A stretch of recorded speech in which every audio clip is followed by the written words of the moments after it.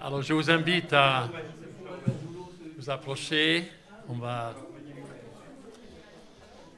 prendre place.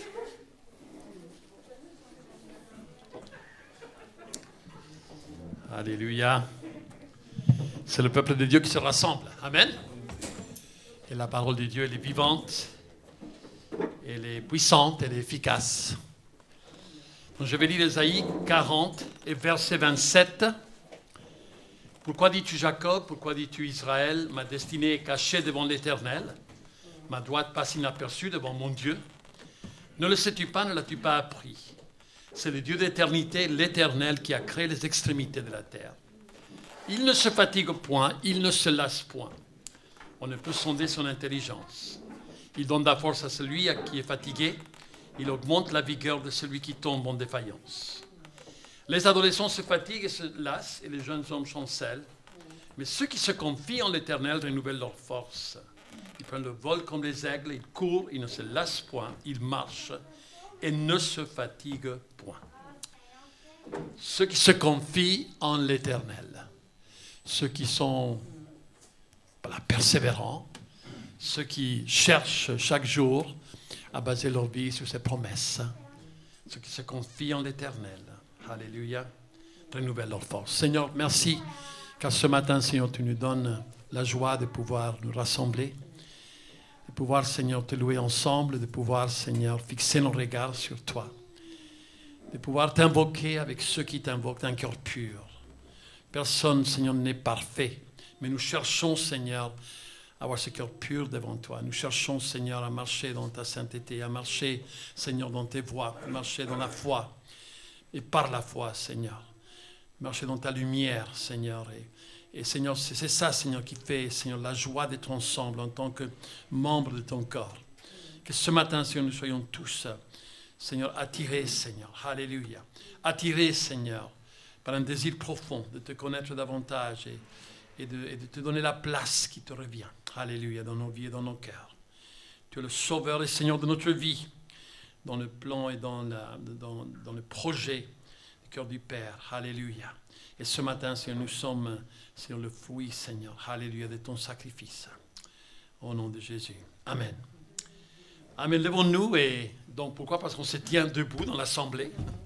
Parce qu'on lève les mains au milieu de l'assemblée. Et louons le Seigneur ensemble. Amen.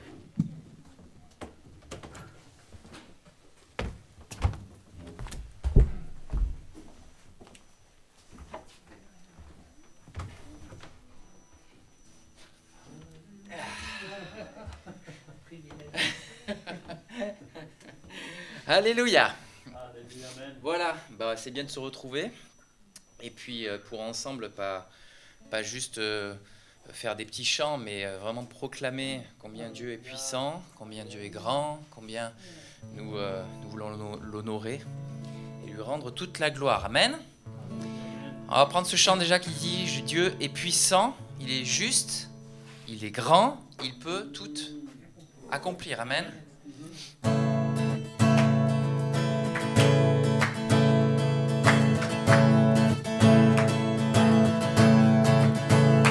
Dieu est puissant, il est juste et grand, il peut tout accomplir.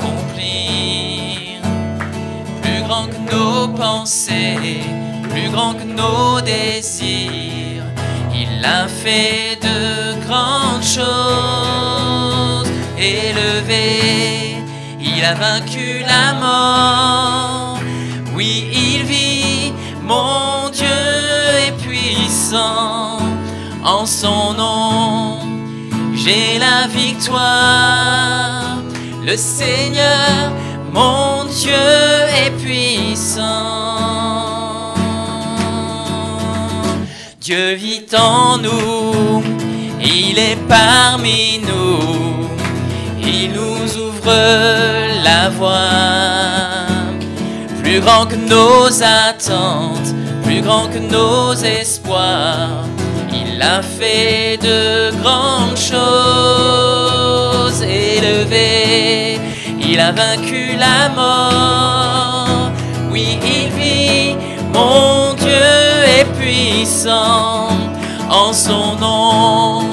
J'ai la victoire, le Seigneur, mon Dieu est puissant, élevé, élevé. Il a vaincu la mort, oui il vit, mon Dieu est puissant en son nom. J'ai la victoire, le Seigneur, mon Dieu est puissant. Le Seigneur, mon Dieu est puissant. Dieu est ici, sa grâce nous conduit. Il ne s'éloigne jamais, il ne s'éloigne jamais.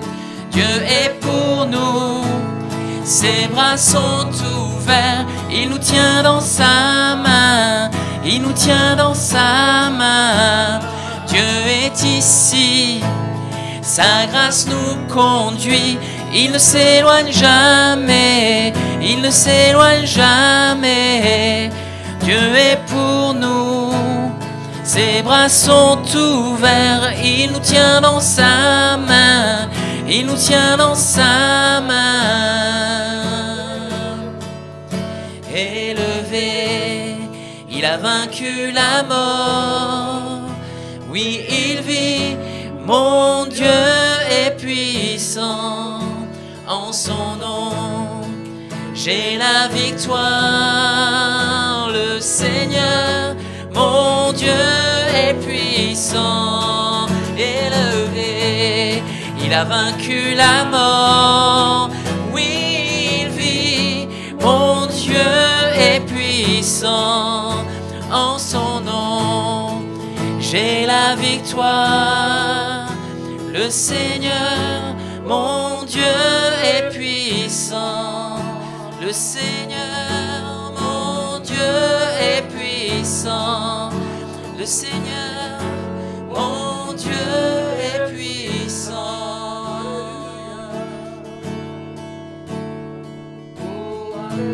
Alléluia, Jésus.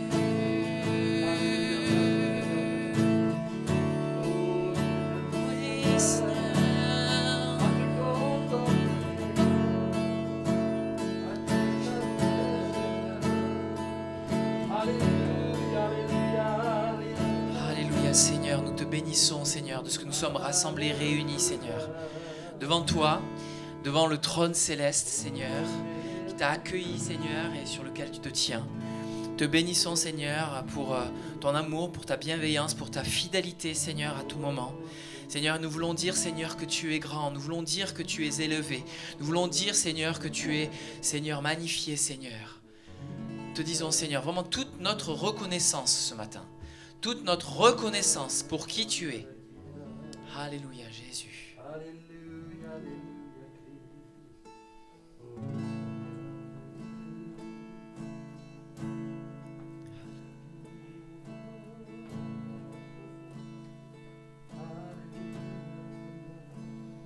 Combien Dieu est grand, chantons-le combien Dieu est grand, et tous verront combien Dieu est grand, chantons-le, combien Dieu est grand, chantons-le combien Dieu est grand, et tous verront combien Dieu est grand.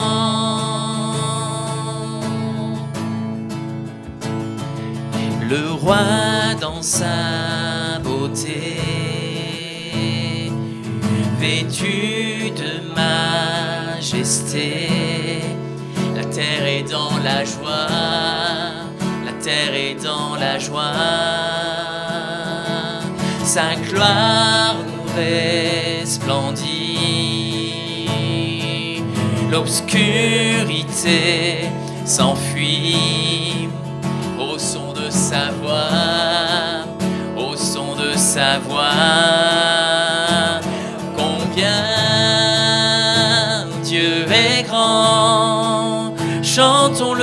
combien Dieu est grand, et tous verront combien Dieu est grand. Car d'âge en âge il vit, car d'âge en âge il vit. Le temps lui est soumis, commencement et fin, commencement et fin. Céleste Trinité, Dieu d'éternité, il est l'agneau divin, il est l'agneau divin. Combien Dieu est grand, chantons-le combien Dieu est grand, et tous verront combien Dieu est grand. Combien tu es grand, Seigneur, combien Dieu est grand. Chantons-le combien Dieu est grand, et tous verront combien Dieu est grand.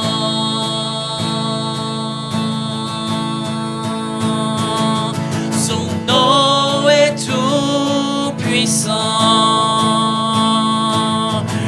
digne de louange. Je chanterai combien Dieu est grand. Son nom est tout puissant, son nom est tout puissant, digne de louange. Je chanterai combien Dieu est grand.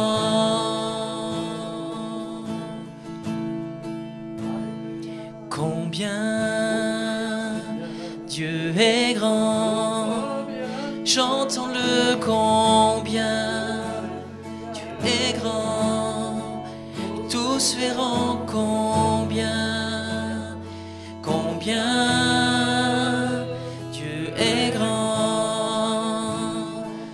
Oui, tu es grand, Seigneur, combien Dieu est grand. Chantons-le combien, oui, combien tu es grand. Tous verront combien tu es grand, Seigneur. Nous chantons, nous proclamons combien tu es grand, combien tu es saint, et digne de louange.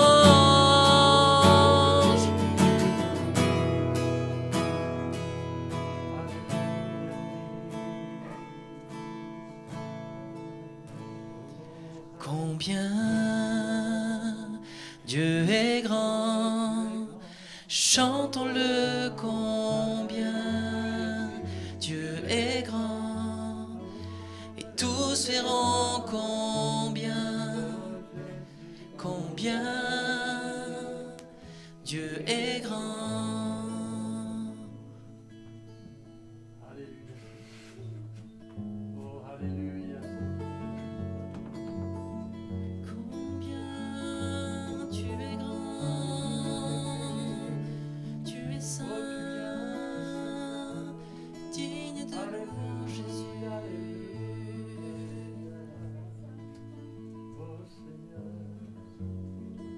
T'élèvons ce matin, Seigneur.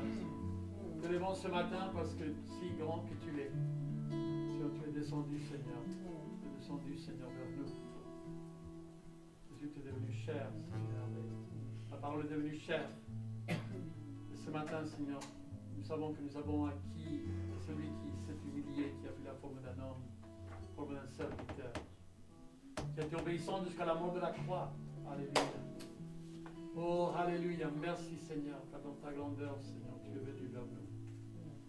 Tu t'as abaissé, Seigneur, vers nous. Et c'est aujourd'hui, Seigneur, nous sommes là pour proclamer ta grandeur. Nous sommes là pour proclamer tes vertus, Seigneur. Toi qui nous as appelés des ténèbres à la lumière, de la mort à la vie, Seigneur, du royaume, Seigneur, terrestre, Seigneur, tu nous as appelés, Seigneur, à un royaume, Seigneur, avec une vue sur l'éternité, avec la vie céleste. Alléluia. Oh, Dieu est grand, Seigneur, dans nos vies. Merci pour ton œuvre dans nos cœurs et dans nos vies. Alléluia.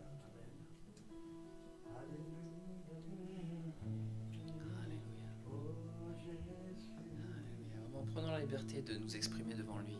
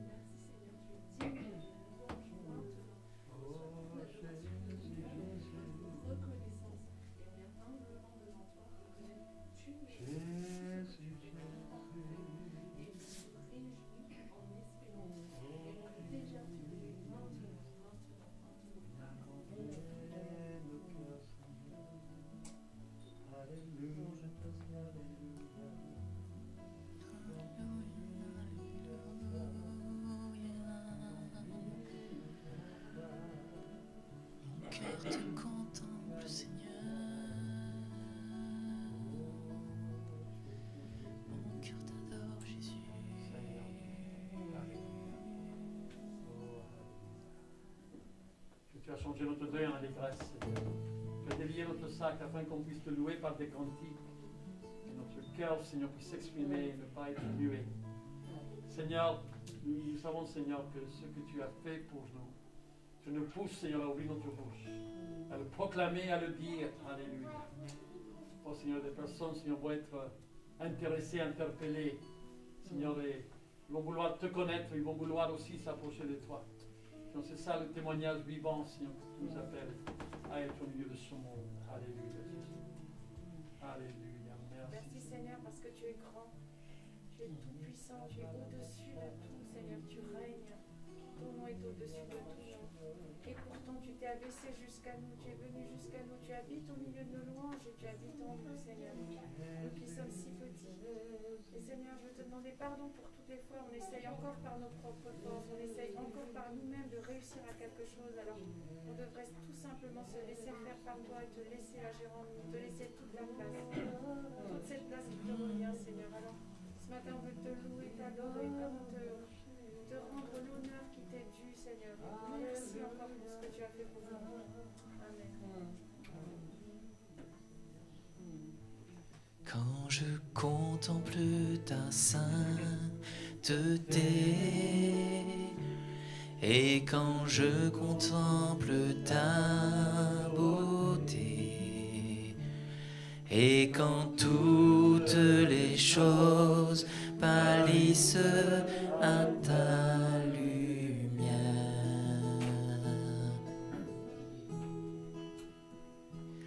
quand j'ai trouvé la joie près de ton cœur, quand je m'enveloppe de ton amour, et quand toutes les choses pâlissent à ta lumière.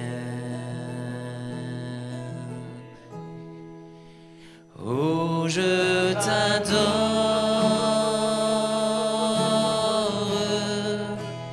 oui, je t'adore.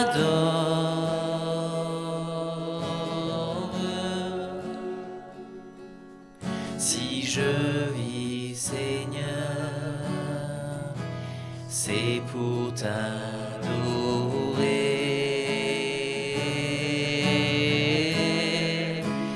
Oh, je t'adore,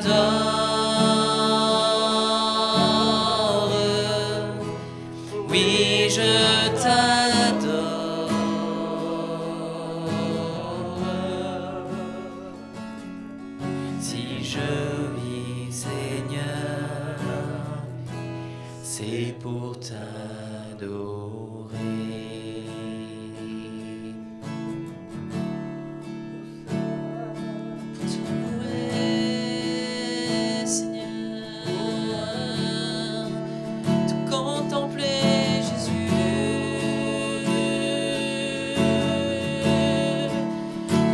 m'approcher de toi,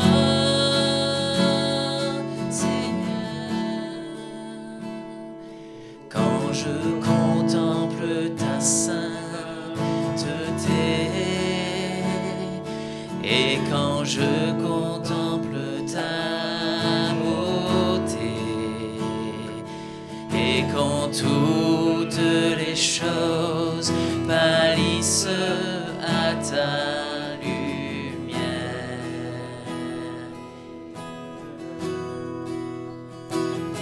quand j'ai trouvé la joie près de ton cœur, quand je m'enveloppe de ton amour et quand toutes les choses pâlissent à ta lumière,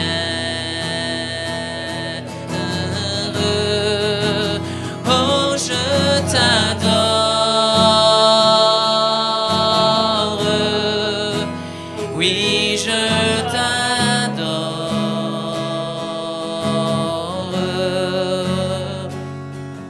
Si je vis Seigneur,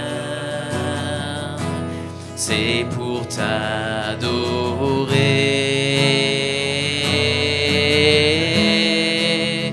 Oh, je t'adore. Oui, je t'adore.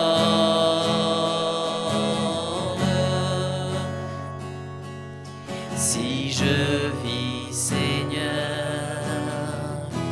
c'est pour t'adorer.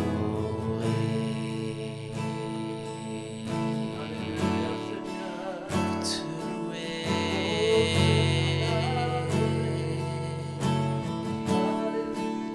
t'adorer, Seigneur, te louer, te contempler et t'exalter, Jésus, t'exalter, Seigneur, tenir devant toi, tenir devant toi, pour t'adorer, Seigneur, te louer, mon Dieu.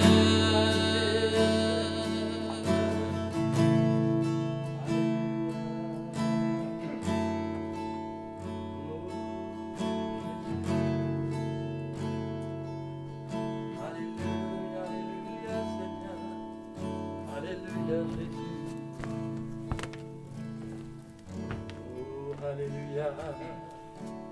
Merci, Seigneur. Mon âme bénit l'Éternel, que tout ce qui est en moi bénisse son saint nom. Mon âme bénit l'Éternel et n'oublie aucun de ses bienfaits. C'est lui qui pardonne toutes tes iniquités, qui guérit toutes tes maladies. Celui qui délivre ta vie de la fosse, qui te couronne de bien, qui te couronne de bien, de bonté et de miséricorde. Celui qui rassasie de bien ta vieillesse, qui te fait rajeunir comme l'aigle. L'Éternel fait justice, il fait droit à tous les opprimés. Il a manifesté ses voies à Moïse, ses œuvres aux enfants d'Israël. L'Éternel est miséricordieux et compatissant, lent à la colère et riche en bonté. Il ne conteste pas sans cesse. Il ne garde pas sa colère à toujours. Il ne traite pas selon nos péchés, ne punit pas selon nos iniquités. Mais autant les cieux sont élevés au-dessus de la terre, autant sa bonté est grande pour ceux qui le craignent. Autant l'Orient est éloigné de l'Occident, autant il éloigne de nous nos transgressions. Comme un père a compassion de ses enfants, l'Éternel a compassion de ceux qui le craignent. Il a éloigné de nous nos transgressions. Amen. Il a pardonné toutes nos iniquités. Aujourd'hui, nous ne vivons plus sous la coupe de la condamnation, de l'accusation. Nous ne vivons plus donc sous ce poids qui dirige nos vies. Alléluia. Mais aujourd'hui, nous sommes libres. Et dans cette liberté, nous pouvons nous approcher de la table du Seigneur. Et ce n'est pas un rite, ce n'est pas une habitude parce qu'on est église évangélique. Mais c'est parce que nous voulons célébrer son sacrifice, célébrer donc l'impact de son sacrifice sur nos vies et sur nos cœurs. Et c'est pour ça que nous sommes un peuple de la croix. Nous sommes un peuple donc qui célèbre la Sainte Seine. Parce que nous pensons et nous considérons tout ce que Jésus a fait pour Je vais demander à Philippe et à Christophe de venir et de prendre les éléments dans la main. Nous allons chanter un chant pendant qu'on fasse la distribution. Mais continuons à l'adorer, continuons à l'exalter, continuons à lui donner la place qui lui revient. Alléluia. Amen. Oh Jésus. Seigneur, aujourd'hui c'est le début de la Pâque avec ton entrée à Jérusalem. Et nous voyons quelle erreur c'était de te considérer comme un roi politique aujourd'hui et maintenant. Toi, tu n'es pas le roi seulement d'aujourd'hui et de maintenant. Si tu l'es aussi éternellement. Et tu n'es pas venu pour écraser, pour dominer, mais tu es venu pour triompher par la croix. Tu es venu pour triompher par ton sang. Tu es venu sur un ânon. Tu es venu petit, faiblement.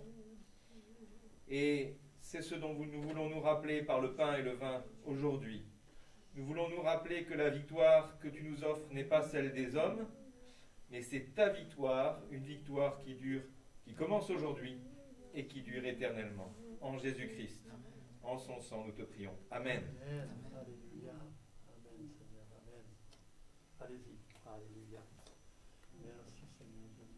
Alléluia. Oh, alléluia, Seigneur.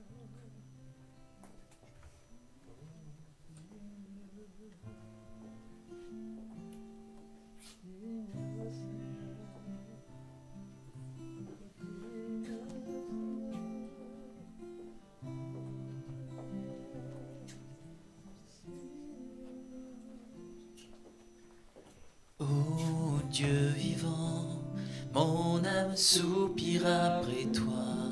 C'est le cri de mon cœur que tu te révèles à moi. Toi mon roi,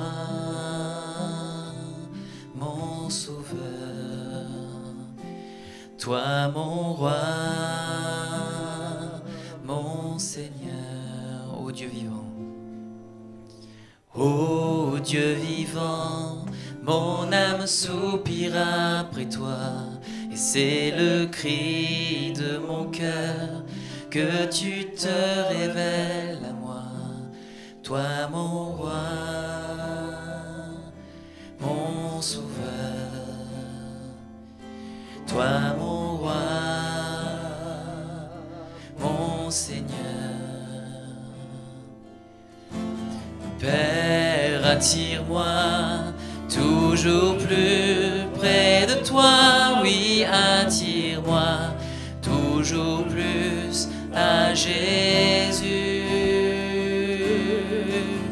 Père, attire-moi toujours plus près de toi, oui, attire-moi toujours plus à Jésus.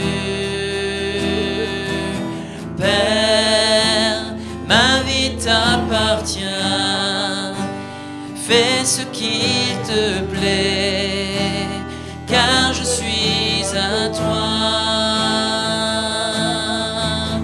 Père, je te fais confiance, ton chemin est droit, tu guides mes pas.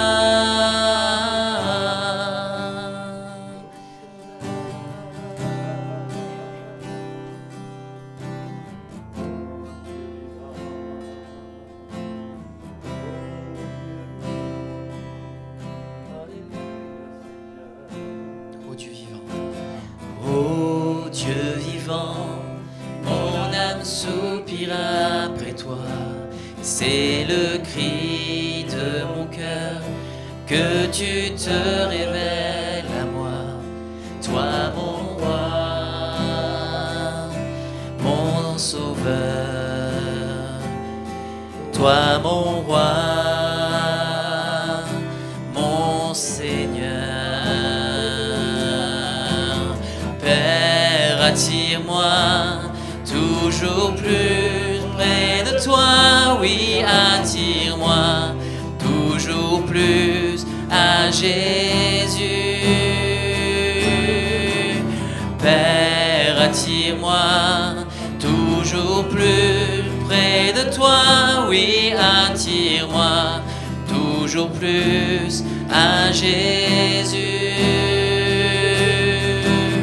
Père, ma vie t'appartient, fais ce qui te plaît, car je suis à toi. Père, je te fais confiance, ton chemin est droit, tu guides mes pas. Père, ma vie t'appartient, fais ce qui te plaît, car je suis à toi. Père, je te fais confiance, ton chemin est droit, tu guides mes pas.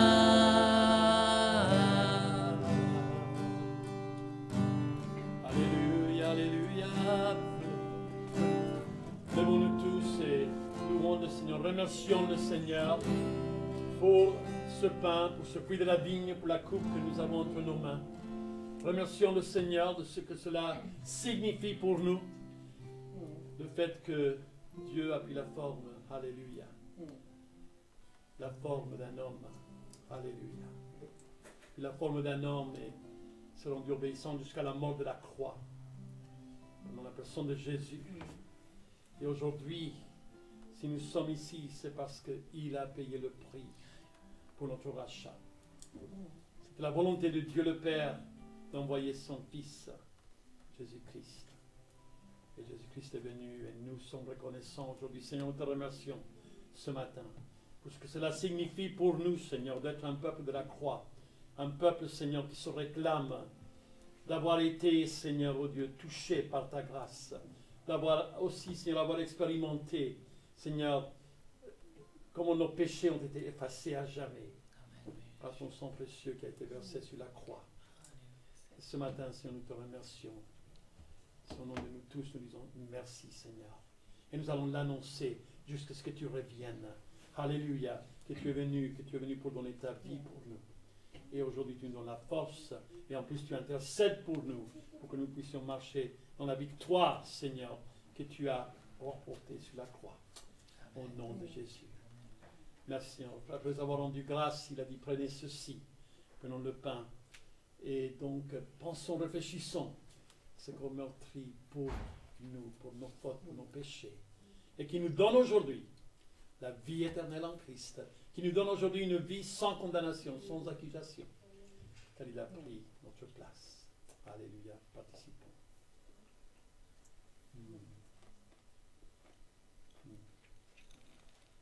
Merci Seigneur. Et prenons la coupe aussi. Et pensons au prix de rachat de notre âme, de notre cœur. Alléluia, participons. Alléluia, Jésus. Nous sommes précieux à tes yeux, Seigneur. Nous étions précieux aux yeux de Jésus qui a donné sa vie pour nous. Et c'est pour cela que nous avons le souci de l'Église, le souci de ceux qui se réclament faire partie du corps de Christ. Que chacun puisse, Seigneur Dieu, marcher dans une clarté de vie, dans une honnêteté devant toi, dans une sainteté devant toi. Seigneur, car bientôt tu reviens et nous voulons, Seigneur, être plus que prêts pour t'accueillir, que tu nous accueilles, que ton nom soit élevé et glorifié au nom de Jésus. Amen. Alléluia. Amen. Seigneur. Amen. Alléluia. Nous sommes ensemble, nous invoquons le nom du Seigneur ensemble. C'est une joie de lui appartenir et de faire partie les uns des autres. Amen. Alors, je vais demander aux enfants de partir. Il y a Monica et Priscille qui sont là. Donc, c'est important qu'ils sachent aussi, qu'en venant donc dans les locaux des FEA, il y a un temps pour eux aussi. Et merci aux monitrices, aux moniteurs qui ont à cœur, alléluia, de les accompagner. Amen. Alors, ouvrons la parole du Seigneur et Et donc, Philippe vient pour nous apporter le message ce matin.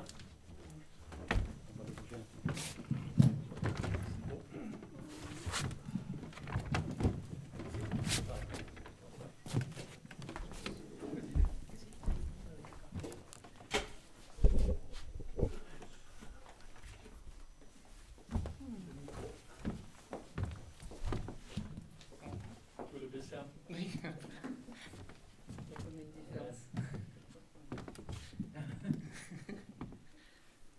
Ok.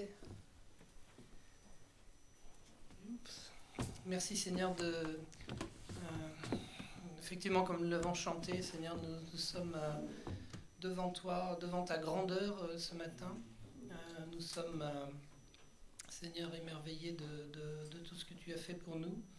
Nous te demandons, Seigneur, de pénétrer nos cœurs, de travailler nos cœurs, Seigneur, afin que nous sachions vraiment à la fois te rendre gloire dans nos pensées, Seigneur, et à la fois te rendre gloire, Seigneur, dans tout ce que nous faisons et disons. Amen. Amen. Alléluia. Persévérer. On va parler ce matin de persévérer. La persévérance qui va avec le salut, l'espérance et la foi. On va voir ça d'abord. Ensuite, on verra c'est quoi la persévérance. Et puis, l'idée, c'est de persévérer dans la bonne direction. Et ensuite, on verra que persévérer veut parfois dire non pas changer de direction, mais changer nos plans. Et ensuite, on essaiera de comprendre comment faire les bons choix. Comment choisir selon le conseil de Dieu et en évitant les pièges qui peuvent se présenter à nous. Alors, la persévérance, le salut, l'espérance et la foi. On a déjà plusieurs fois évoqué ces derniers temps le lien entre la persévérance et le salut. On a entendu plusieurs fois ces versets qui nous disent, Matthieu 10, 22, « Vous serez haïs de tous à cause de mon nom, mais celui qui persévérera jusqu'à la fin sera sauvé. » Et puis on a Matthieu 24, 13, un peu plus loin dans le même évangile, « Mais celui qui persévérera jusqu'à la fin sera sauvé. » Le premier verset, c'était au moment où le Seigneur envoyait ses disciples comme des brebis, enfin vers les brebis perdues de la maison d'Israël. Et c'était un voyage missionnaire, donc ça nous parle. Jésus nous dit là, celui qui persévérera jusqu'à la fin sera sauvé. Il nous dit en même temps qu'on sera haï de tous à cause de son nom. Et ça nous parle de l'opposition qu'on a lorsqu'on évangélise, bien sûr, lorsqu'on tente de parler aux autres des merveilles de Dieu, de Jésus, et d'accomplir l'œuvre de Dieu. Et le deuxième texte, toujours dans l'évangile de Matthieu, Jésus dit la même chose, mais il le dit à ce moment-là dans le discours sur la fin des temps. Et il le dit aussi, c'est répété dans Marc 13, 13, « Vous serez haïs de tous à cause de mon nom, mais celui qui persévérera jusqu'à la fin sera sauvé. » Et en Luc 21, 19, dans le même contexte de la fin des temps, il est dit, enfin de la fin des temps qui arrive, « Par votre persévérance, vous sauverez vos âmes. » Là, ça nous parle de notre temps, finalement, où l'iniquité progresse, où les persécutions contre les chrétiens augmentent, et plus nous progressons vers la fin des temps, plus la foi régressera, au point que Jésus nous dit aussi en Matthieu 24, 22, « Si ces jours n'étaient abrégés, personne ne serait sauvé. Mais à cause des élus, ces jours seront abrégés. » Donc on n'a pas trop d'illusions à se faire, même si la joie et la paix intérieure nous sont promises, ça c'est une bonne chose et une chose acquise lorsque nous sommes en Jésus. Néanmoins, il y a un combat de la foi qui est bien réel et nous serons attaqués par le monde. Le monde nous haïra parce que le monde ne supporte pas que nous puissions être chrétiens. La persévérance dans les épreuves et malgré la haine que le monde a pour nous, ça démontre notre foi, ça démontre notre confiance en Dieu, ça démontre le salut. Alors il y a quelques versets qui nous éclairent sur ce rapport entre la persévérance et le salut. Donc Colossiens 1, 21, 23, ça nous parle de demeurer fondé, de demeurer inébranlable, ferme dans la foi, de persévérer dans notre espérance fondée sur la bonne nouvelle qui nous a été annoncée. Ça nous dit, vous avez été réconciliés pour vous faire paraître devant lui, saint, irrépréhensible et sans reproche, si du moins vous demeurez fondé et inébranlable dans la foi, sans vous détourner de l'espérance de l'évangile que vous avez entendu, qui a été prêché à toute créature sous le ciel, et dont moi, Paul, j'ai été fait ministre. Dans Hébreux 3, 6 et 14, on peut lire que nous faisons partie de la famille de Dieu, pourvu que nous persévérions jusqu'à la fin dans l'assurance de la foi et l'espérance du salut. Hébreux 3,6, sa maison c'est nous, pourvu que nous retenions jusqu'à la fin la ferme confiance et l'espérance dont nous nous glorifions.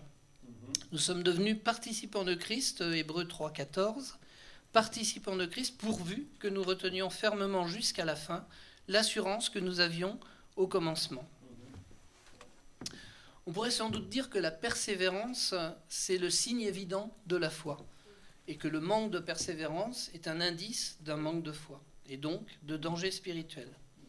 La foi, le salut sont indissolublement liés, comme nous le rappellent quelques versets, par exemple, bien sûr, Éphésiens 2, 8, 9, « C'est par la grâce que vous êtes sauvés par le moyen de la foi, et cela ne vient pas de vous, c'est le don de Dieu. » Le don de la grâce de Dieu.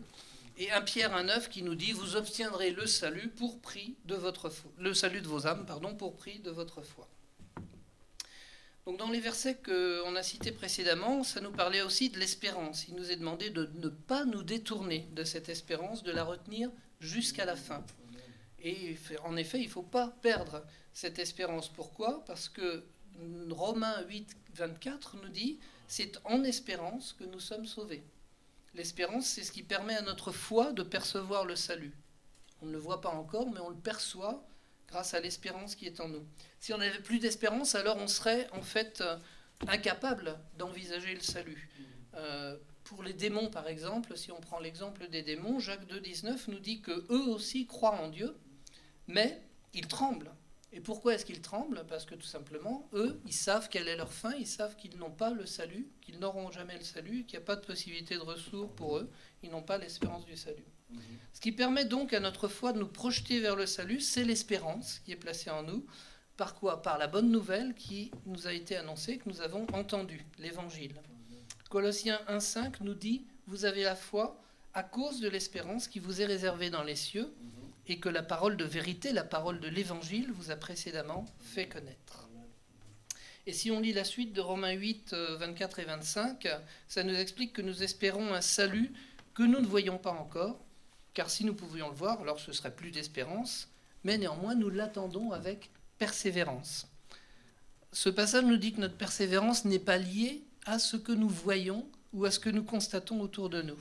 En d'autres termes, le salut, que nous ne voyons pas encore, mais que nous attendons, c'est ça qui nous motive pour persévérer.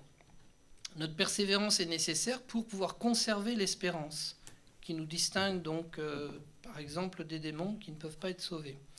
En conclusion donc, de cette première je dirais, liste de versets et de notions autour de la persévérance, on voit bien que ces 4 choses sont liées, la foi, la persévérance, l'espérance, le salut. On peut dire donc que la parole nous parle de l'espérance du salut et puis fait naître en nous la foi. Et la foi, on l'a aussi lu, c'est le moyen de notre salut, et ce qui signifie que s'il n'y a plus de foi, il n'y a plus de salut.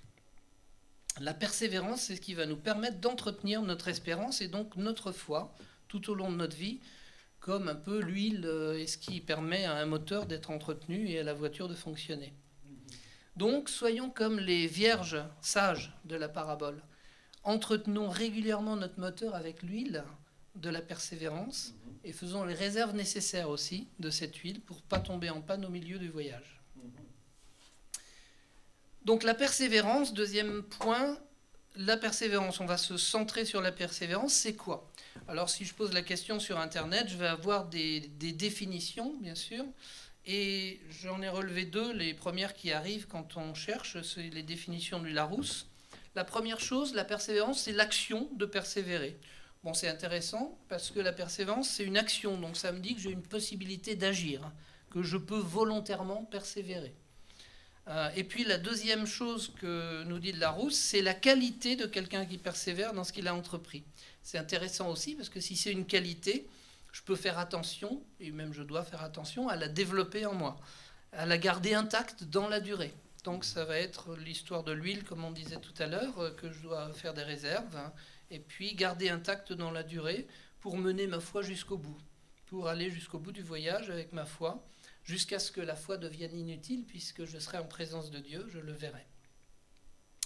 Et ce qui m'intéressait aussi dans le Larousse, c'est qu'il donnait un exemple pour l'action de persévérer. Et l'exemple, c'était, exemple, persévérer dans l'erreur. Pourquoi pas? Effectivement, persévérer, on peut penser à persévérer dans l'erreur.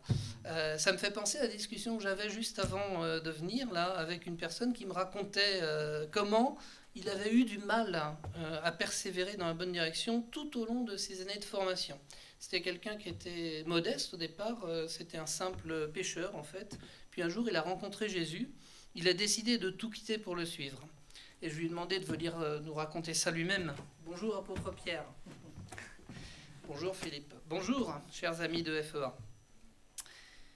Quand nous sommes rencontrés tout à l'heure, Pierre, vous m'avez dit que ce qui s'est passé après la scène vous a profondément marqué, peut-être autant que la scène elle-même.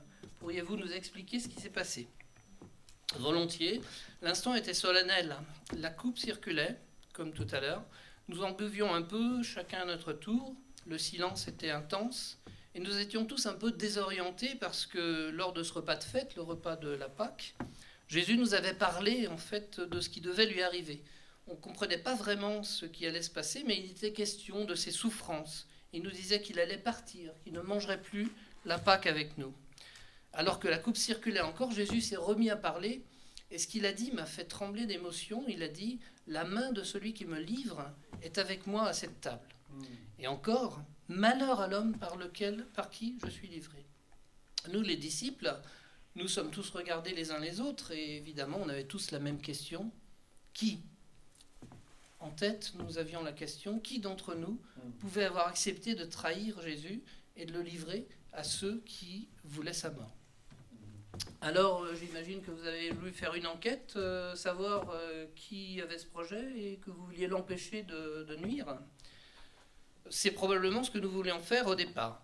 Et oui, nous avons commencé à parler entre nous et à nous demander qui pouvait bien être le traître. La discussion a été animée, bien entendu, mais avant de vous raconter la suite de la discussion, laissez-moi vous dire une chose que Jésus avait dite aussi et que je n'avais pas entendue. C'est un autre disciple qui avait été assez attentif pour s'en souvenir et qui me l'a rappelé.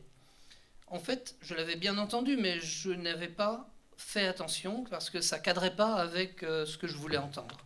Jésus avait aussi dit « Le Fils de l'homme s'en va selon ce qui est déterminé ».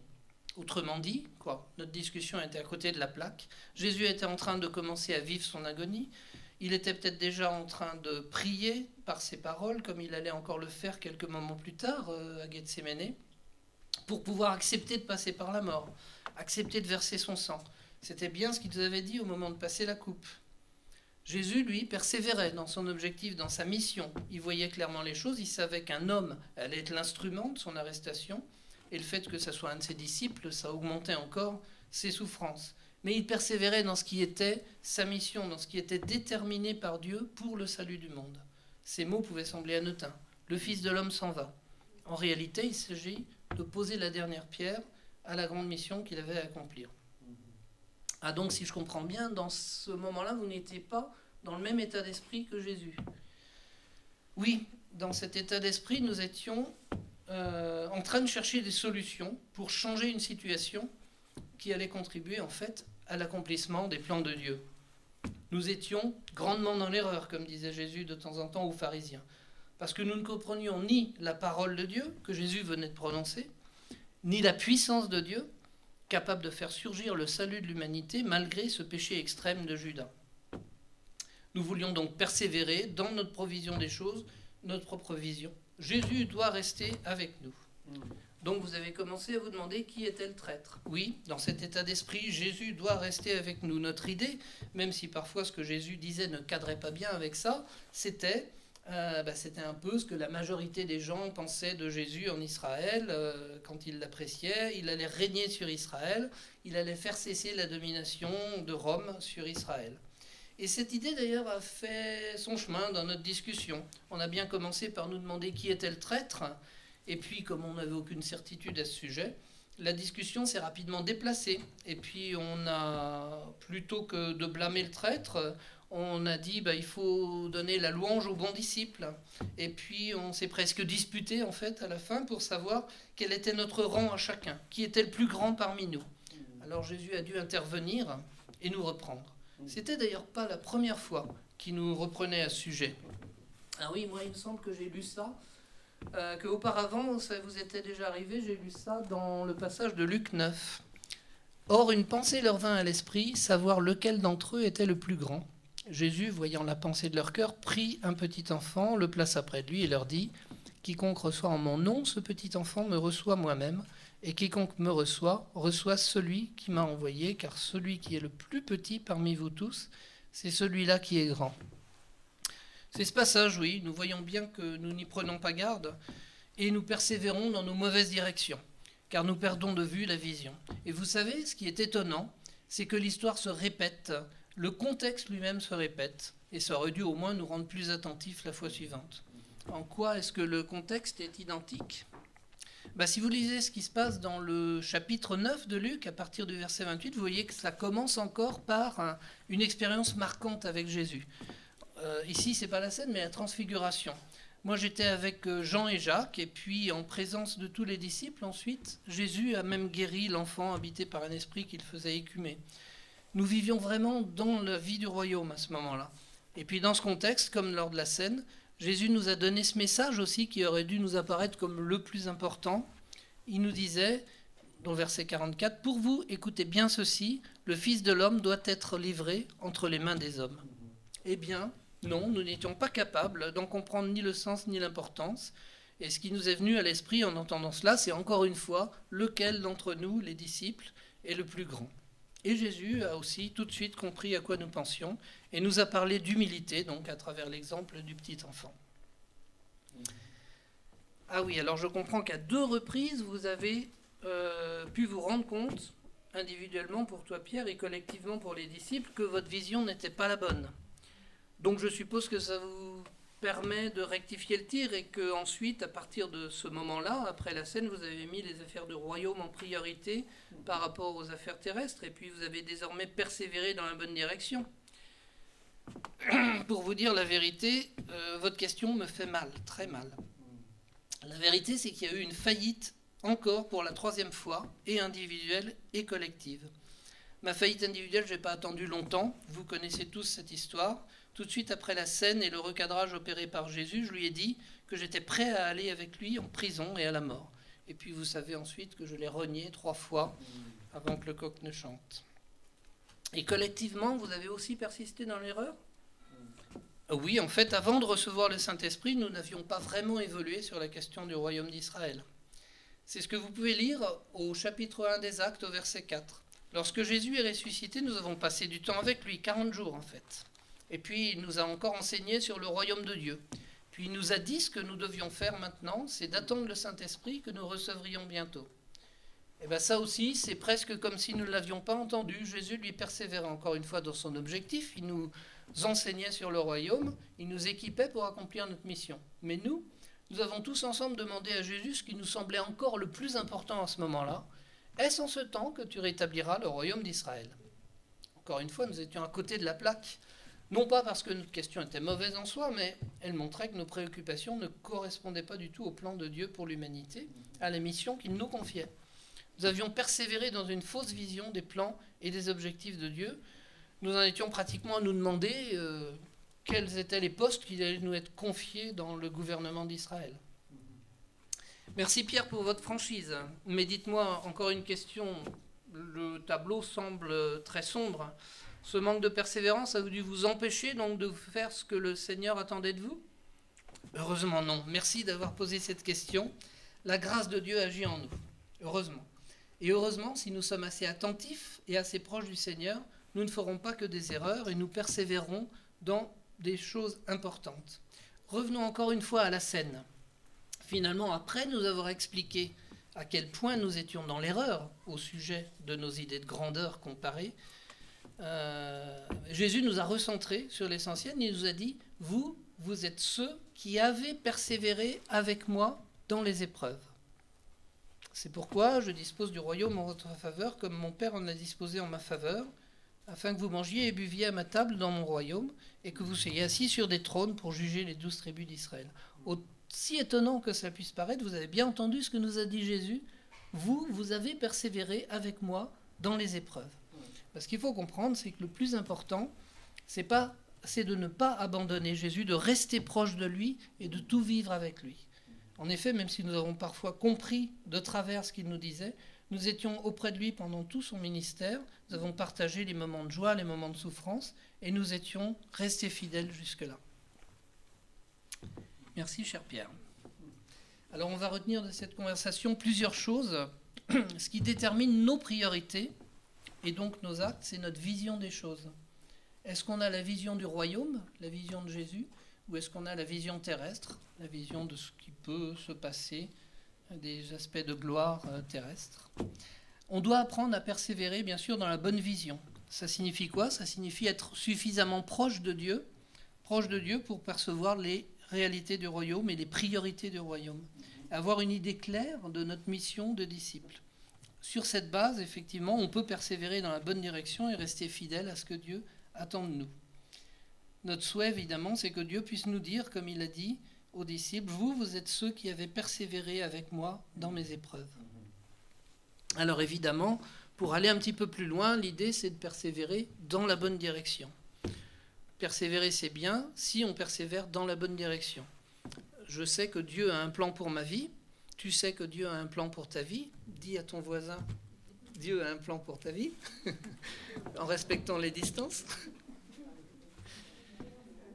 Ok. Et qu'est-ce que ça veut dire persévérer dans le cadre de ce plan? Je n'ai pas encore rencontré un chrétien qui me dise que Dieu lui a donné un livre, un agenda, avec écrit à toutes les minutes ou toutes les heures, toutes les actions qu'il doit faire chaque jour. Il peut nous arriver de recevoir ce type de révélation pour un temps particulier, mais ce n'est pas la règle, ce n'est pas ce qui se produit à tout instant. Dieu n'a pas conçu des êtres humains qui soient des robots quand il nous a créés. Si c'était comme ça, ça voudrait dire qu'on serait un simple pion, que Dieu nous utiliserait comme un instrument sans aucune capacité. Or, on a été créé à l'image de Dieu avec des capacités donc de volonté et des capacités créatrices que Dieu cherche à nous voir mettre en œuvre. Donc, Dieu cherche à établir avec nous, avec l'être humain, non pas des relations comme un chef de projet envers un exécutant, mais des relations comme un père avec ses enfants d'une même famille. Donc, à nous de faire la part des choses. En fait, il va y avoir les choses incontournables, les éléments incontournables dans la persévérance, et puis des éléments variables. C'est quoi les éléments incontournables? C'est la base, en fait, mettre en pratique dans notre vie personnelle ce que la parole de Dieu nous enseigne, manifester qu'on appartient à la famille de Dieu, manifester qu'on appartient à la famille du Père. Et donc 2 Pierre 1, versets 3-4 nous assure que nous avons tout ce qu'il nous faut pour faire ça, tout l'équipement nécessaire. Il nous dit, comme sa divine puissance nous a donné tout ce qui contribue à la vie et à la piété, au moyen de la connaissance, important, la connaissance de celui qui nous a appelés par sa propre gloire et par sa vertu, lesquels nous assurent de sa part les plus grandes et les plus précieuses promesses, afin que par elles vous deveniez participants de la nature divine, en fuyant la corruption qui existe dans le monde par la convoitise. Et puis, le passage continue en nous disant que cet équipement qui nous est donné pour pouvoir concentrer nos efforts donc sur le perfectionnement de notre foi, notre vertu, notre compréhension des choses, notre tempérance, notre patience, notre piété, notre amour. Ça nous dit, à cause de cela, même faites tous vos efforts pour joindre à votre foi la vertu, à la vertu la science, à la science la tempérance, à la tempérance la patience, à la patience la piété, à la piété l'amour fraternel, à l'amour fraternel la charité. Car si ces choses sont en vous, et y sont avec abondance, elles ne vous laisseront point oisifs ni stériles pour la connaissance de notre Seigneur Jésus-Christ. Tout ça, ce sont cette fois-ci une liste de qualités à acquérir. Ce sont des choses ça contribue, c'est une partie de notre sanctification, en fait, toutes ces qualités. Et comment est-ce qu'on les acquiert? Par un renoncement volontaire et non contraint, un renoncement volontaire aux œuvres de la chair et un engagement volontaire dans cette famille, dans la famille, dans le chemin de l'amour divin. Et puis une remarque, pratiquement toutes les choses qui constituent cette base donc, sont des qualités à développer et non pas des actions. La seule exception, c'est la connaissance, finalement, la science, c'est-à-dire connaître la parole, connaître tout ce qui concerne Dieu. Donc ça, c'est une action qui doit être commune à tous. Et si on ne fait pas tout cela dans nos vies, alors le verset 9 nous montre ce qui se passe. Celui en qui ces choses ne sont point est aveugle, il ne voit pas de loin, et il a mis en oubli la purification de ses anciens péchés. Celui qui oublie ces choses, en qui ces choses ne sont point, est aveugle. Il ne voit pas loin. C'est-à-dire, nous n'avons pas la vision à ce moment-là qui sous-tend notre vie chrétienne. Donc ça, c'était les éléments incontournables. Ensuite, il y a des éléments variables. Il y a tout ce qui se passe dans notre vie, tout le contexte, la façon dont on décide de faire telle ou telle chose, de construire avec les moyens à notre disposition. Ça, c'est effectivement notre domaine particulier. Là, on peut dire qu'on est le chef de projet. Dieu nous a équipés pour pouvoir avoir la liberté d'agir de la manière dont nous pensons qu'il est bon d'agir. On rend compte, certes, au directeur de projet, on va prier, mais on est responsabilisé. On a à notre disposition les ressources que Dieu met à notre disposition, puisque Dieu nous a équipés. Donc ça nous parle aussi ça nous fait penser à la parabole de la maison sur le roc ou sur le sable, construite sur le roc ou sur le sable. Vous savez, cette maison, l'important pour qu'elle soit solide, c'est qu'elle ait des fondations solides. Et pour avoir des fondations solides, elle doit être construite sur le roc et non pas sur le sable. Parce que si elle était construite sur le sable, si les fondations étaient sur le sable, alors tout ce qu'on peut construire par-dessus, ce serait bancal, ça pourrait s'écrouler, ça pourrait s'enfoncer, ça pourrait se déformer, parce que le sable travaille et ne donne pas une fondation suffisamment solide pour que la maison, que ce qu'on construit au-dessus, soit solide. Donc, c'est un peu pareil. Les fondations, c'est les bonnes attitudes morales, ce sont nos qualités chrétiennes, l'approfondissement de notre connaissance de Dieu. Tout ça, c'est la fondation qui va soit sécuriser, si la fondation est bonne, soit mettre en péril tout le bâtiment, tout ce que l'on fait, toute notre vie, toutes nos actions pendant toute notre vie. La bonne nouvelle, bien sûr, c'est que, quand on construit une maison, on doit faire les fondations d'abord. Dans notre vie, on a la possibilité de toujours revoir nos fondations et de les refaire. Ça, c'est la bonne nouvelle. On a la possibilité de les améliorer. Ensuite, après les fondations, vient ce qu'on édifie au-dessus. Le bâtiment qu'on va construire toute notre vie durant, ça, c'est notre responsabilité, même si, bien sûr, on peut toujours demander son aide et ses conseils à Dieu. Mais si on n'a pas posé les bonnes fondations, la connaissance de Christ, notre sanctification, aucune construction ne pourra être solide. On peut penser au cas des inconvertis qui font le bien. Ça, c'est des choses des questions qui nous sont posées souvent. Alors, quelqu'un qui est inconverti mais qui fait le bien, pourquoi est-ce que Dieu ne le sauvera pas ?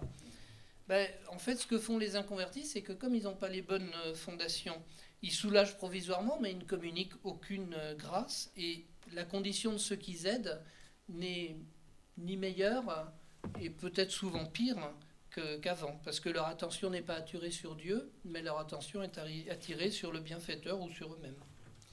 Si on a les bonnes fondations, alors on a la responsabilité de faire attention à la manière dont on va exécuter notre projet. C'est notre responsabilité.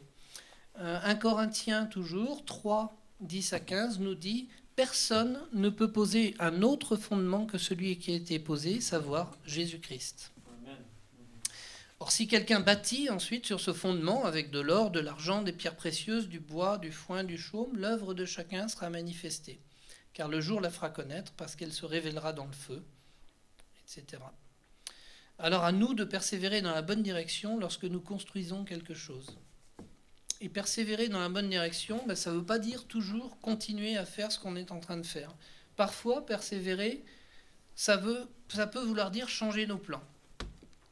Pourquoi ? Il n'y a pas un seul chemin pour aller d'un endroit A à un endroit B.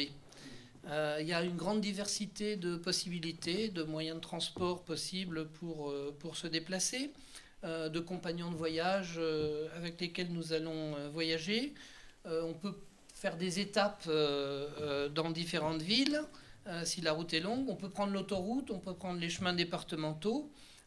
Et à chaque fois, on ne va pas avoir du tout l'impression de faire le même voyage. Chacun va avoir un voyage différent. Pourtant, notre point d'arrivée, le point B, sera bien le même. Alors, est-ce que ça veut dire qu'il faut persévérer dans la route sur laquelle nous nous sommes engagés ? Un petit exemple personnel et assez simple. On avait à ce moment-là, Daniel et moi, un enseignement biblique à Mâcon, la ville de Mâcon.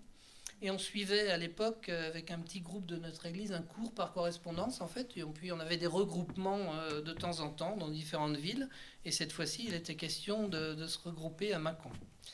Et puis, donc, on s'est mis en route un matin de février, à plusieurs voitures, pour rejoindre Mâcon, où on devait se regrouper, donc. Et puis, au fur et à mesure qu'on progressait sur l'autoroute, eh ben, la neige tombait de plus en plus fort, au point que les voitures ralentissaient de plus en plus sur l'autoroute. Si je me rappelle bien, il y a même eu à un moment un accident quelques kilomètres autour de nous, et donc ça a contribué encore à ralentir la circulation. Et puis que faire? On aurait pu donc persévérer en disant il faut absolument qu'on aille se regrouper, qu'on aille suivre cet enseignement qui est important. Et puis on pouvait même dire on va sortir de l'autoroute, aller par les petites routes, on va foncer un petit peu, mais on va y arriver. Et puis évidemment on n'a pas fait ça parce que le risque aurait été quand même assez grand. Et puis de toute façon on serait arrivé certainement trop tard pour le regroupement. Et à la place évidemment on a décidé de sortir de l'autoroute, de faire une pause dans un café, puis de rentrer prudemment ensuite, de faire demi-tour et de rentrer prudemment chez nous. Dans cet exemple, bien sûr, on n'a pas persévéré dans l'action qui était le voyage à Mâcon. Ça ne nous a pas empêché du tout de persévérer dans le cours, et on a pu rattraper évidemment ce qui s'était passé pour ceux qui avaient réussi à aller jusqu'à Mâcon. Si on avait persévéré dans le détail, si on avait voulu à toute force rejoindre Mâcon, probablement on aurait peut-être eu un accident, on aurait peut-être été pétri par le froid, je ne sais pas. Ça, tout un tas de choses auraient pu se passer. En fait, persévérer dans notre enseignement, ce n'était pas incompatible avec le fait de rebrousser chemin, de nous mettre en sécurité à ce moment-là. Et c'est ce qu'on a fait. Alors un autre exemple qui est biblique, celui-ci, sur le choix qu'on a à faire et donc sur la persévérance qui veut parfois dire changer nos plans. C'est le centenier qui est chargé d'emmener Paul prisonnier à Rome. Vous pouvez lire ce récit dans Acte 27. Le centenier, lui, il a une mission qui est d'amener Paul et d'autres prisonniers à Rome pour y être jugés. Et puis, pourtant, il est confronté à une situation de navigation dangereuse. Mais il veut poursuivre sa mission, et pour lui, il n'écoute pas les conseils de prudence et les avis de grand péril qui lui sont donnés par Paul. Et il décide, avec le pilote, il décide avec le patron du navire, de chercher à quitter Beauport, où ils étaient arrivés, et il cherche à rejoindre un autre port plus agréable pour hiverner. En fait, c'est une décision, c'est une persévérance à vouloir prendre la mer à tout prix, qui n'est même pas intéressante pour sa mission, parce que sa mission, c'est d'amener les prisonniers, mais là, il veut simplement hiverner dans un autre port, c'est-à-dire avoir plus de confort pendant l'hiver, plutôt que de rester à Beauport. Et pour ça, il néglige les conseils de prudence qui lui sont donnés par Paul, et il décide de quitter Beauport. Et puis on sait que, alors que, en fait, non seulement Paul lui disait ça, mais on savait aussi que la navigation était dangereuse à cette époque de l'année, tout le monde le savait, et même pour arriver à Beauport, ils avaient déjà eu des difficultés pour y arriver sains et saufs. Donc du point de vue de sa mission, la persévérance était un non-sens, puisque sa décision met en danger le bateau, et s'il fait naufrage, tout ce qu'il peut faire, c'est de rater sa mission. Pour son supérieur, la mission aurait échoué, et aura échoué parce qu'il va faire naufrage, et puis à lui-même, il pourrait perdre des vies humaines, donc c'est complètement un non-sens. Donc ce que nous montrent ces deux exemples, c'est que la persévérance est utile si on persévère dans un objectif, dans une mission, mais que parfois, persévérer dans notre mission, ça peut vouloir dire changer de cap, arrêter les actions en cours, en entamer d'autres. Donc, comment pouvons-nous faire les bons choix? Il y a plusieurs choses qui peuvent nous guider, bien sûr. Et dans la parole de Dieu, on trouve de nombreux conseils pour nous aider à faire les bons choix. La première chose, c'est la prière, la proximité avec Dieu. Demander à Dieu, comme David l'a fait par exemple, quand il a demandé la sagesse à Dieu pour pouvoir diriger son peuple. 3 versets pour ça. Priez sans cesse, nous dit 1 Thessaloniciens 5, 17. C'est simple, mais c'est toujours valable. Priez sans cesse. Et puis Jacques 1,5 nous conseille, si quelqu'un d'entre vous manque de sagesse, qu'il la demande à Dieu, qui donne à tous simplement et sans reproche, et elle lui sera donnée. Et puis Proverbe 3, 5, 6 nous dit, confie-toi en l'Éternel de tout ton cœur, et ne t'appuie pas sur ta sagesse. Reconnais-le dans toutes tes voies, et il aplanira tes sentiers. La deuxième chose, c'est, on l'a déjà vu, la parole est importante, la connaissance de la parole, donc une connaissance approfondie de la parole de Dieu. Le fameux verset phare, on peut dire, le psaume 119, 105, « Ta parole est une lampe à mes pieds et une lumière sur mon sentier ». Et puis son pendant dans le Nouveau Testament, 2 Timothée 3,16, « Toute écriture est inspirée de Dieu et utile pour enseigner, pour convaincre, pour corriger, pour instruire dans la justice. » Elle nous est utile à nous, bien sûr, pour notre propre édification, autant qu'elle est utile pour que l'on répande la bonne nouvelle. Et puis, notre attitude aussi d'obéissance est importante. Non seulement connaître la parole est important, mais bien sûr la mettre en pratique dans notre vie, obéir à ses commandements. Donc Ésaïe 1,19 nous dit, si vous avez de la bonne volonté, si vous êtes docile, vous mangerez les meilleures productions du pays. Et Matthieu 7, 24, 25 nous précise, c'est la fin de la parabole de la maison sur le roc. C'est pourquoi quiconque entend ces paroles que je dis et les met en pratique sera semblable à un homme prudent qui a bâti sa maison sur le roc. La pluie est tombée, les torrents sont venus, les vents ont soufflé et se sont jetés contre cette maison. Elle n'est point tombée parce qu'elle était fondée sur le roc. Une chose que nous pouvons faire aussi, et que la parole nous conseille, c'est de rechercher le conseil des chrétiens matures, le conseil des frères et sœurs avisés. Les projets échouent, nous dit Proverbe 15, 22, faute d'une assemblée qui délibère. Mais ils réussissent quand il y a de nombreux conseillers. Et puis, Proverbe 24, 6, « Car tu feras la guerre avec prudence, et le salut est dans le grand nombre des conseillers. » Ça peut paraître un peu guerrier, mais on est dans le combat spirituel. Il faut toujours s'en rappeler. La règle d'or, bien sûr, c'est de savoir écouter Dieu et prendre conseil auprès de lui, être attentif à la manière dont Dieu parle, et Dieu parle de plusieurs manières, comme nous dit Job. Dieu parle cependant tantôt d'une manière, tantôt d'une autre, et l'on n'y prend point garde, soyons attentifs. Il parle par des songes, par des visions nocturnes, quand les hommes sont livrés à un profond sommeil, quand ils sont endormis sur leur couche. Donc, suivons les conseils de Dieu, les conseils que Dieu nous donne dans la parole, pour vraiment nous référer à lui et nous référer à toutes ces choses, et éventuellement prendre des conseils autour de nous pour faire les bons choix.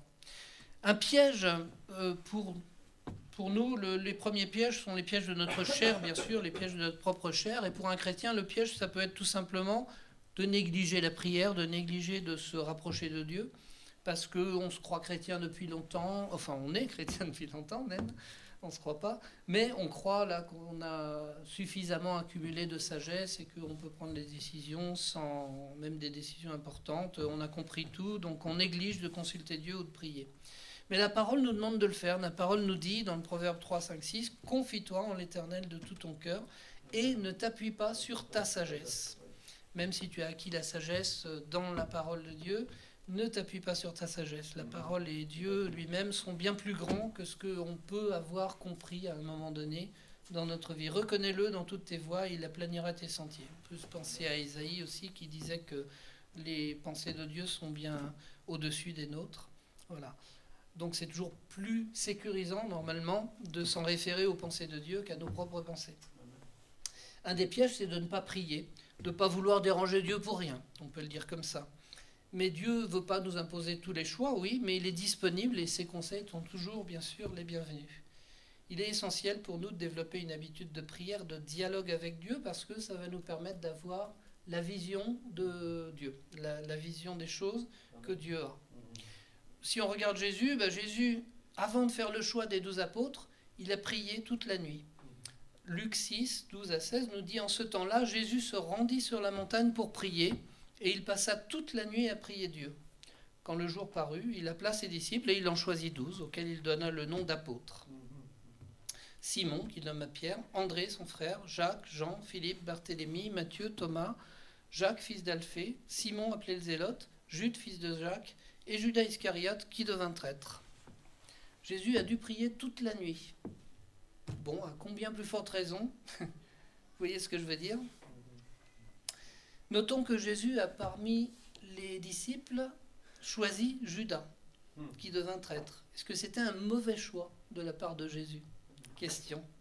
Bien sûr que non, puisque suivant le plan de Dieu, Jésus devait être livré. Et pour Judas lui-même, il a eu sa chance, et même une chance extraordinaire, puisqu'il a suivi Jésus pendant les 3 ans de son ministère. Il a suivi le même chemin que les 11 autres aux côtés de Jésus. Dieu l'avait équipé comme chacun des apôtres, et il avait tout ce qui lui était nécessaire pour faire les bons choix. Pour lui, l'appât du gain a été le plus fort.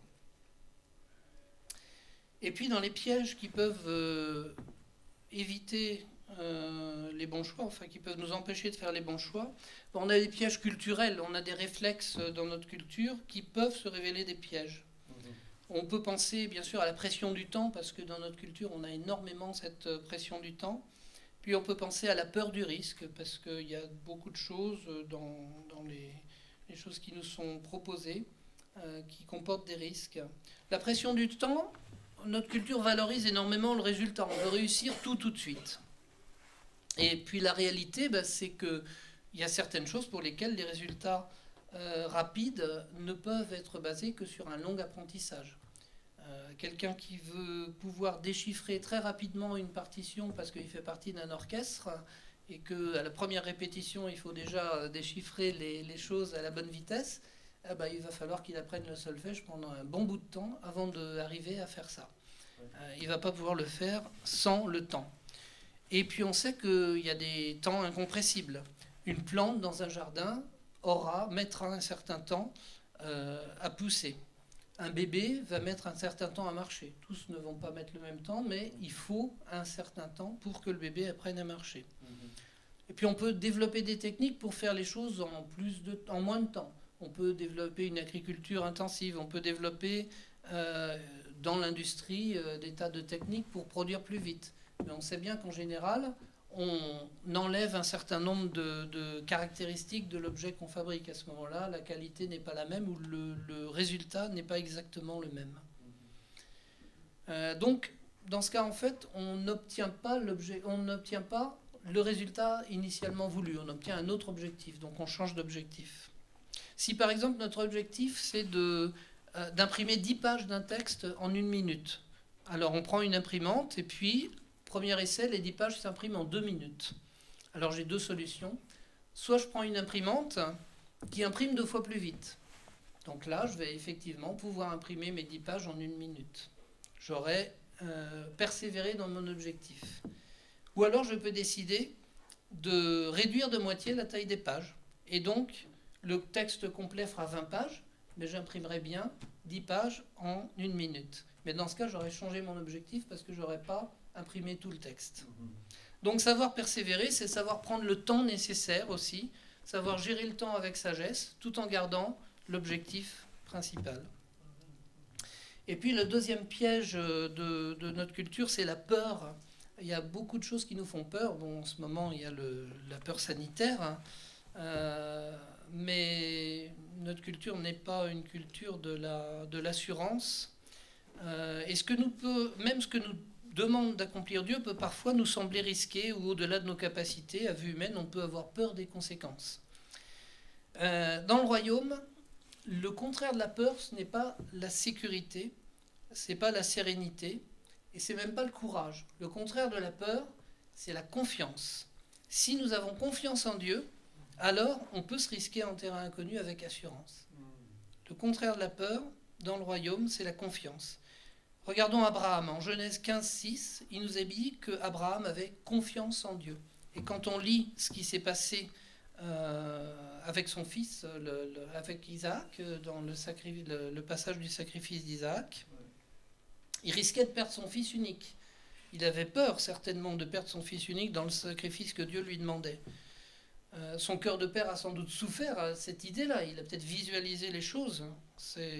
Et rien qu'à l'idée que ça puisse se passer ainsi, ça a dû lui faire peur. Mais il a choisi cette confiance. La parole nous rend compte de la confiance d'Abraham.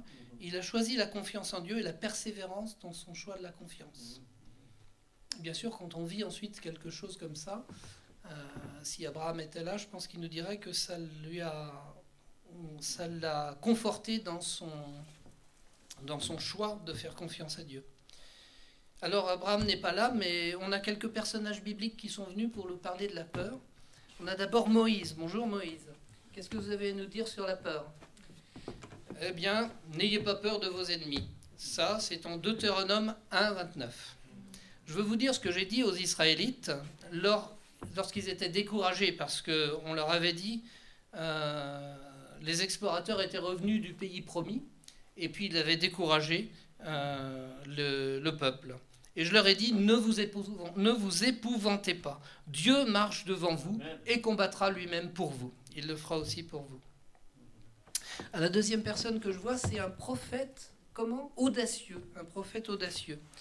Oui, moi je suis le prophète audacieux. Je vous dis quand même, n'ayez pas peur de moi. Humblement, je dois reconnaître que ce que j'ai fait est mal. J'ai annoncé de la part de l'Éternel ce qui ne venait pas de lui. Et c'était que mes propres paroles. C'est par audace que je les ai dites. C'est pour ça qu'on m'appelle le prophète audacieux. Vous pouvez bien le voir, car ces paroles ne se sont pas, bien sûr, accomplies. Reconnaissez à ça le prophète audacieux. Maintenant, je vois arriver un animal, un cheval. N'ayez pas peur de l'épée. Job 39, 22.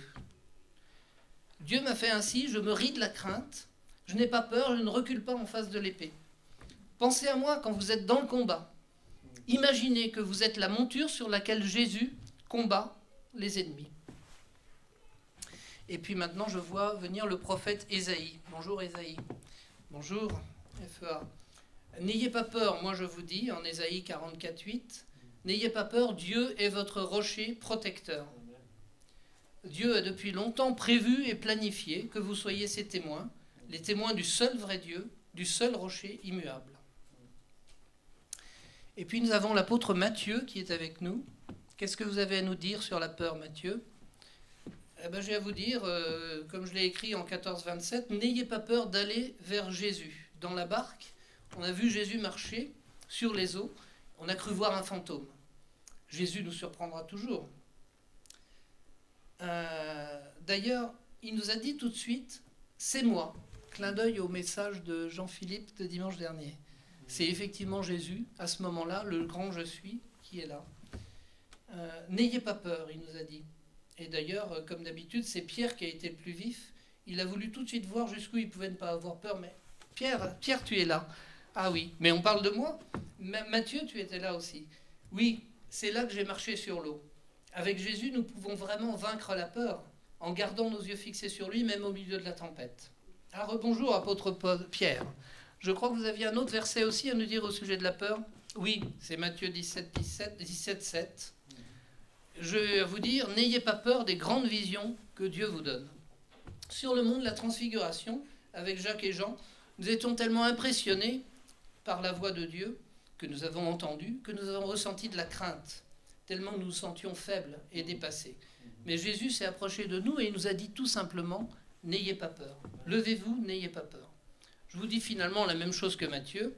Jésus peut vous amener en territoire inconnu, là où vous vous sentez dépassé, mais confiez-vous en lui, restez confiants, ce sera toujours pour votre bien et même pour votre mieux. Donc en conclusion, ayons confiance en Dieu, qui nous soutient. Dieu nous soutient à nos côtés dans notre marche persévérante. Quelques petits versets pour terminer, versets bonus.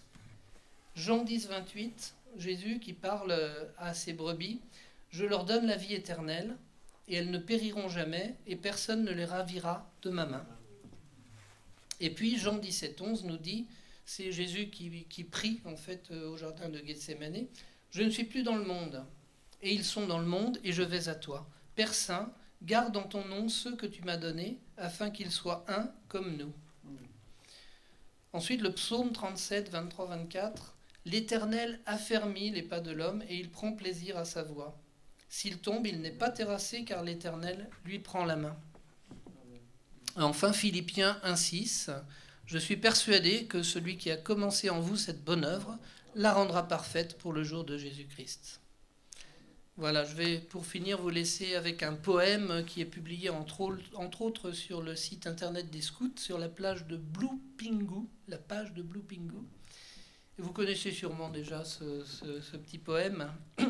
Comme je marchais sur la plage au soir de ma vie, je me suis retourné et j'ai vu sur le sable l'empreinte de mes pas. Chaque pas était un jour de ma vie et ils étaient tous là. Je les ai tous comptés et reconnus.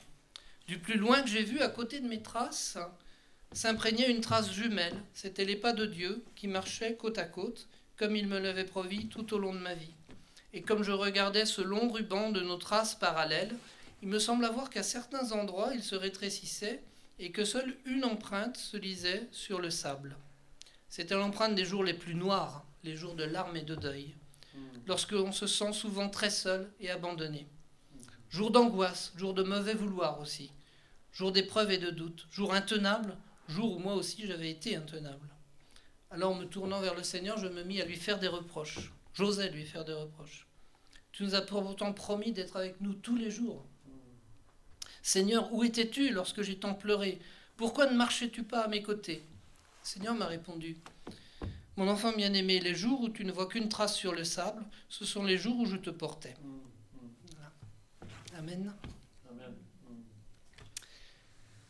Merci Seigneur Jésus de bénir ta parole, de faire rentrer dans nos cœurs, Seigneur, tes instructions, ta sagesse, de nous aider, Seigneur, dans les choix que nous avons à faire, de nous aider à persévérer dans ta parole, dans la sanctification et dans notre vie de prière et de proximité avec toi, Seigneur, afin que ton plan s'accomplisse dans nos vies.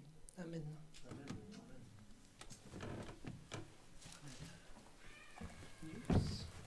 Jean-Philippe, tu veux lire les derniers chants?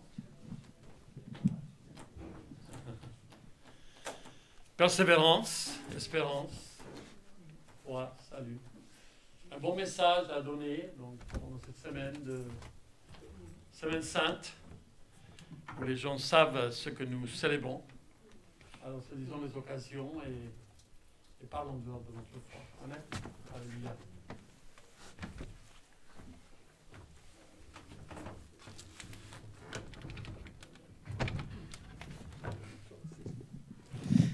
Alors, on va prendre ce chant qui dit merci Jésus.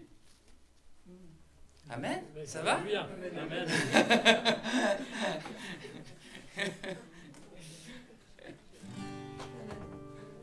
Vous pouvez vous lever si vous voulez, comme ça, vous détendez un peu.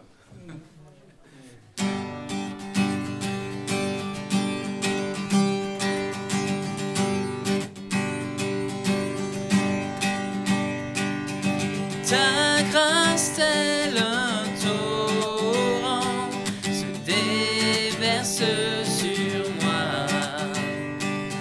Source de vie, amour de Christ, viens jaillir en moi. Merci Jésus, tu me libères. Christ mon sauveur, tu m'as sauvé.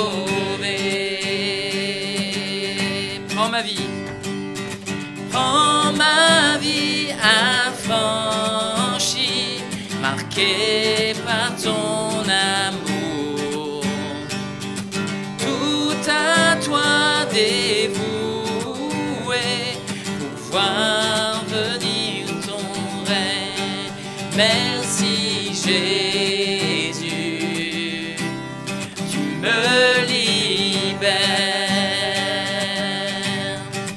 Christ mon sauveur,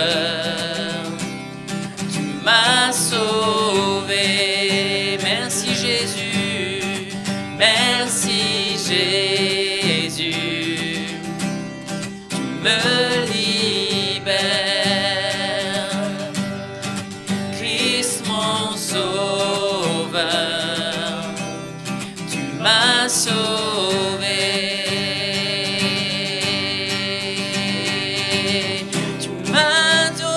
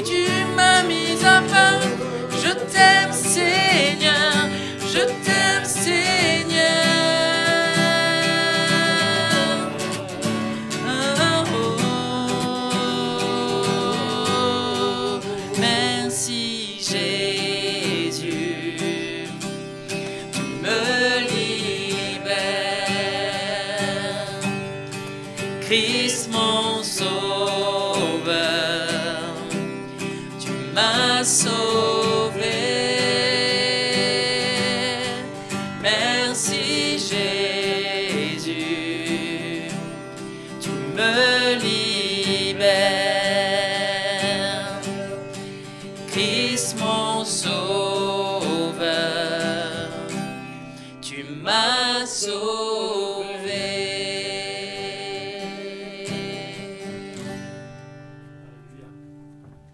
Amen. Allons avec ce message de vie que le Seigneur nous a mis dans notre cœur. Nous portons du fruit, que le Seigneur vous bénisse. Et on se retrouve donc dimanche prochain pour le dimanche de Pâques. Alors, c'est une journée de fête pour nous et surtout témoignons, portons du fruit. Amen. Je vous bénisse.